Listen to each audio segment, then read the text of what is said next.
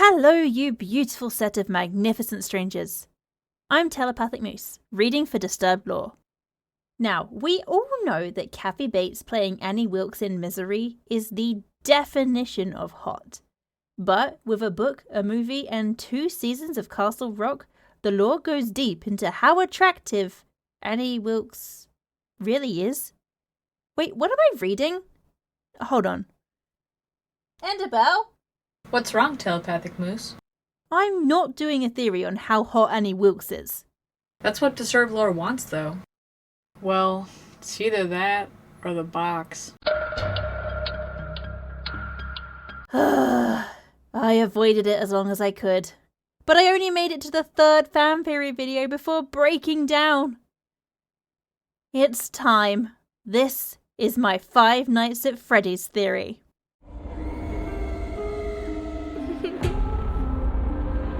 Disturbed Lore. Hello, you beautiful set of magnificent strangers. I'm Telepathic Moose, reading for Disturbed Lore. This is going to be a strange journey.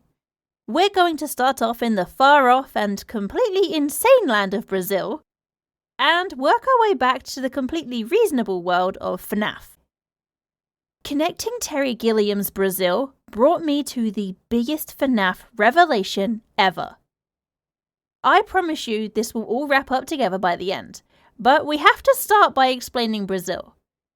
If you want to skip all that, the big crazy reveal happens at this timestamp. You can skip ahead, but it probably won't make sense. So do that and then come back to this timestamp so you can understand how I got there. In 1985, there was a movie released called Brazil, directed by Terry Gilliam. If you've never seen a Terry Gilliam film, I almost don't want to recommend any of them, because once you've seen one, you can't unsee them. They rarely make sense, and if they do, they can leave the viewer feeling disturbed in ways they weren't prepared for. Brazil is no exception, and in a moment I'll actually say this movie makes sense, which makes even less sense. Brazil follows Sam Lowry as he navigates daily life in his dystopian reality. His one escape is his nightly dreams of flying like an angel while a beautiful woman beckons for him. At the same time, another, more important story goes on. A man arrested due to a literal bug in the system, and a real-life version of Sam Lowry's dream woman, Jill Layton, attempts to rescue her falsely imprisoned neighbour. I want to report a wrongful arrest. When the 2 main characters finally meet, Sam acts more like he's still in a fantasy, while Jill acts like you would expect she would with a weirdo following her around. Unfortunately, the 2 happen into the middle of a domestic bombing. The rules of the film are shattered when the dream samurai appears in the real world without explanation. And this is where everything falls apart and nothing makes sense anymore. Throughout the film, Jill despises Sam. At best, she's annoyed by him. And it makes sense why. Sam shows up out of nowhere and completely destroys her life. I'd hate him too. However, after the boutique, her demeanour completely changes without explanation. She's madly in love with Sam, and she becomes the literal woman of Sam's dream. Sam is even able to delete Jill from the system to free her from any persecution. Is it difficult to break into the headquarters of the Ministry of Information to alter files? Actually, it's going to be super easy. Barely an inconvenience. Oh, really? However, the Ministry of Information finally catches on and arrests Sam, putting him into an interrogation chamber. As the movie goes on, every turn Sam is in a new location. A new weird thing happens. People act less like we've seen them at before, and then of course Sam retires to the country with Jill. Then the true ending happens. Sam has been in the interrogation chamber the whole time. Nothing's real.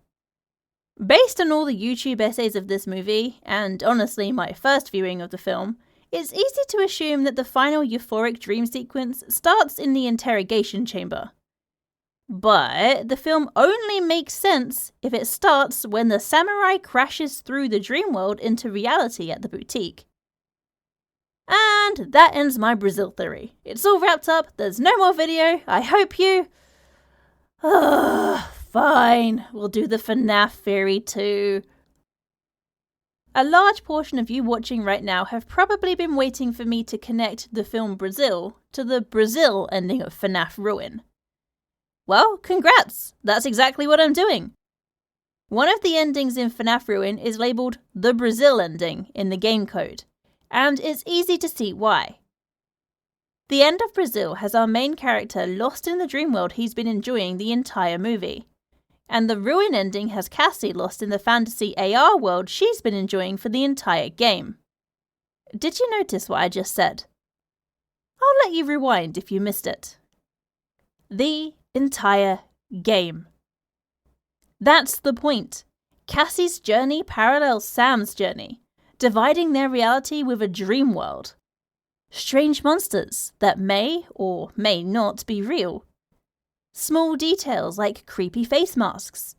And big details like being led and aided by someone who has ulterior motives in mind.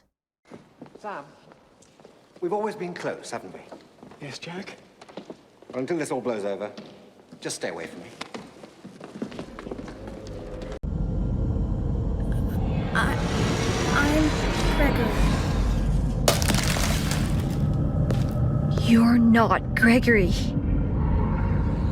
What are you? I'm Gregory. The other ending of Ruin is also a Brazil ending. We as the viewer find out in Brazil that Sam's allies are actually sitting by, causing his torment. What does Cassie experience? I know you did it for me, to save me. But we can't risk being followed. I'm sorry. Gregory? No!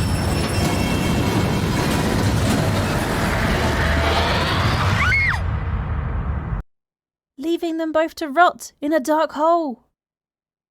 But if they're both Brazil endings, then that means they're both canon, right? How can two endings be canon? If two alternate endings can be canon, does that mean more Fnaf endings are canon too? In Security Breach, there's only one canon ending, because that's the one they actually put effort into. All the other endings are just comic book pages. The canon ending is the full cinematic ending, with running and the explosions, right? But if that's canon, how does Fnaf Ruin happen? It's made pretty clear throughout Ruin that it's a continuation of the Princess Quest ending in Security Breach. So, are all the endings canon of all the games? I mean, this isn't Legend of Zelda with the crazy split and remerging timelines. That's crazy. It's not like Scott Cawthon is some huge Legend of Zelda nerd or something. And even if he was, it's not like he's tried to convey that information to the Fnaf theory community in some extremely convoluted way, right? Right?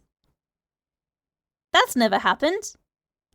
Right? But yeah, I got to meet him. It was great. He has a good, strong handshake, and he looks you in the eye when you talk, which is always the sign of an upstanding person. He was wearing a classic Zelda t-shirt, which...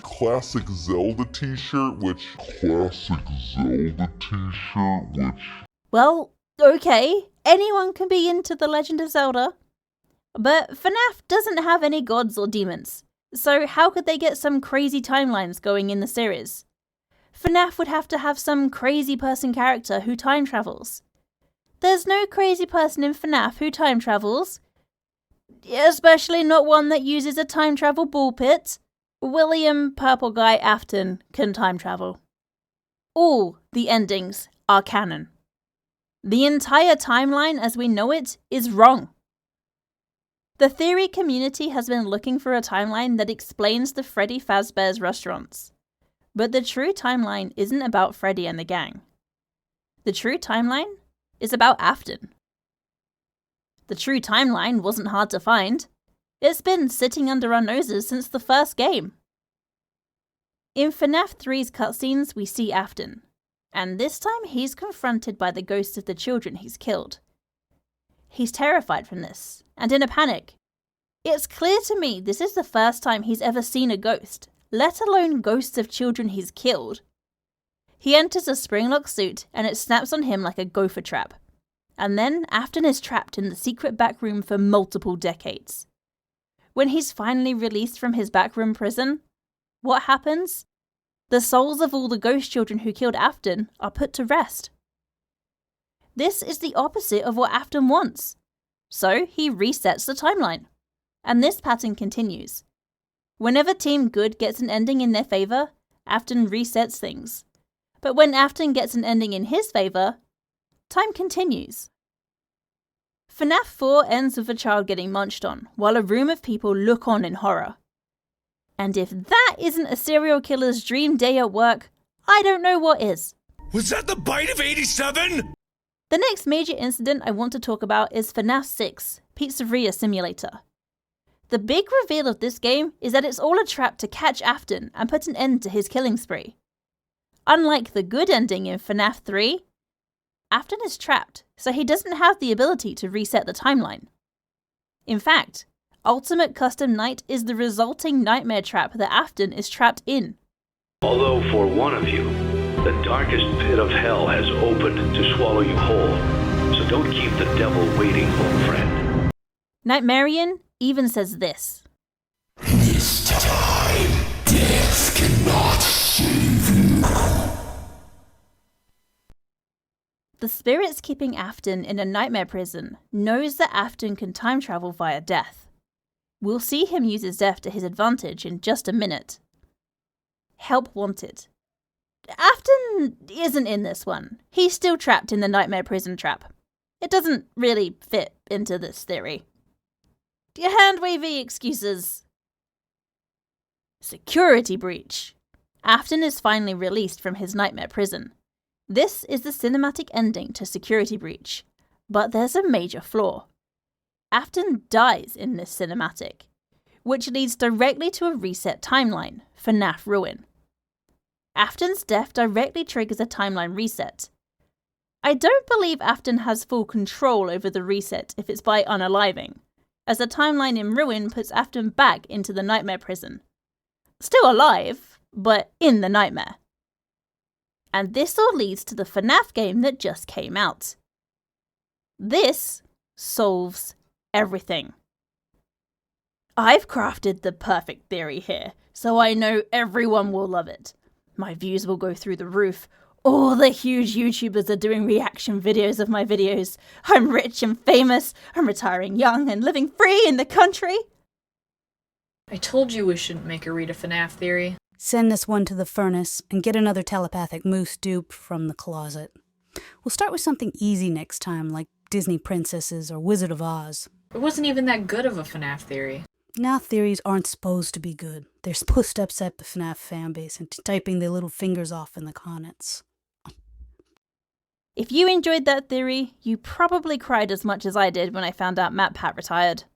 That being said, about a month before he retired, I released a theory video about his lore. I had no idea it was going to be a retirement present. You can check out that video right next to me. But until next time, friends, don't let the lore disturb you.